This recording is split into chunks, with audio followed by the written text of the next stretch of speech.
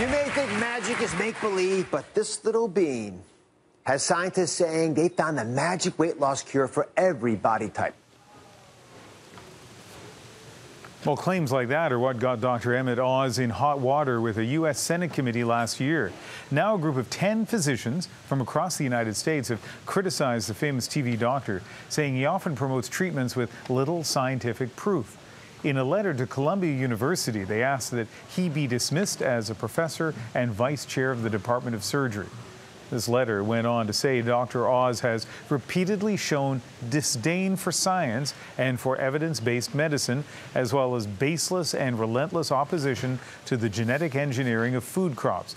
Worst of all, he's manifested an egregious lack of integrity by promoting quack treatments and cures in the interest of personal financial gain.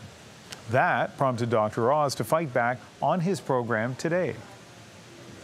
I've long believed that doctors should never fight their battles or each other in public. But now I believe I must. These doctors are criticizing me for promoting treatments and cures in the interest of personal financial gain.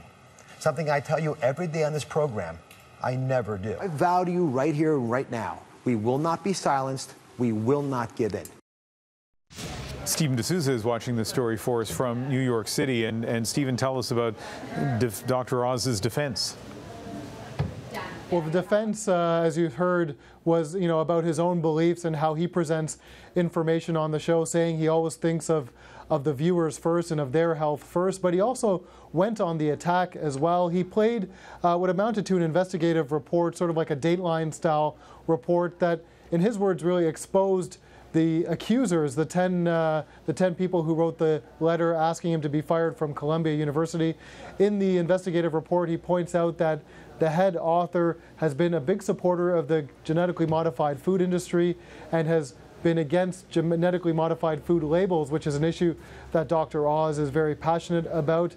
He also pointed out that another signatory spent some time in jail for Medicaid fraud. So he spent a good part of his show, the first segment, really attacking those who were accusing him of providing misinformation. But interestingly, on his show, that was a tack he took. But he also did an interview with NBC News, and on the NBC News interview, he was a bit more conciliatory, talking about some of the segments that have got him in trouble in the past and saying that, perhaps he was wrong. Let's take a look at that clip now.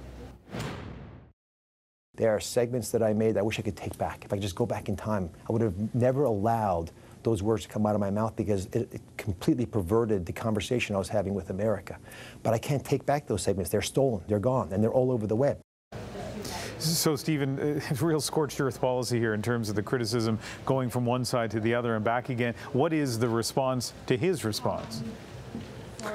Well, I was speaking with the office of one of the signatories, that's Dr. Gilbert Ross, and they sent me a statement where he said Dr. Oz is basically avoiding the issue and just choosing to shoot the messenger, basically. And they were saying that, no one is looking to deny Dr. Oz his right of free speech, but the public deserves that when he does speak, that he provides information based on medical fact and sound medical advice based on the evidence. And so they say that's not happening. And if we go back to last year, there was a study done in one of the British medical journals, which actually found that on shows like Dr. Oz and another show called The Doctors, about half of the recommendations were made and didn't really have any evidence to back them up. And interestingly, today in USA Today, there was another editorial from another group of doctors, and these are staffers at Columbia University. And interestingly, they said they didn't want to see Dr. Oz fired, but they did say that not enough attention is being paid by regulatory agencies to what doctors in the medical community do in terms of giving out advice in the media. And so they say there needs to be more regulations. They point out that if a scientist is at a conference giving a research study, they have to point out all of the conflicts, any side effects, and they really have to go through a lot of the rules. But there's no rules like that for doctors. So they say there should be some sort of caveats given on Dr. Oz's show so that the public has more information when they get some medical advice from doctors like Dr. Oz. Yeah, well, that's a very good point. Stephen, thank you very much. Well, let's get a doctor's advice on this. Bruce Campana joins us from Victoria, British Columbia. First of all, you've had patients, I guess, who have walked into your practice and cited something that they heard on programs like Dr. Oz. How do you deal with that?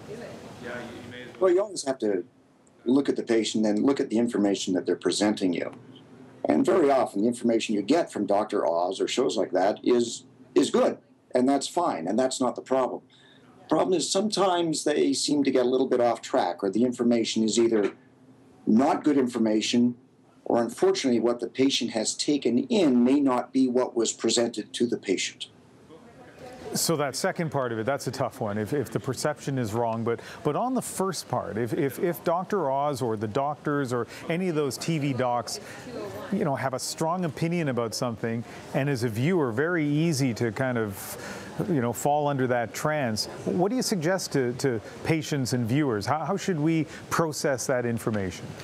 Well, that's a great question. That's important. People need to look at the source of their information with some skepticism.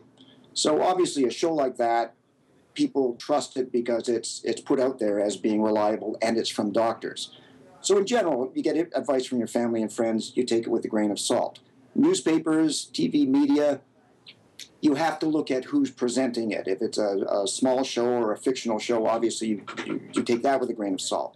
Those big shows, if they say something that just sounds too good to be true, it sounds, if they use the word miracle, then I think you need to step back and say, wait a minute, I need more information about this. And that information can be from the internet, depending on where you get that, or from your own physician.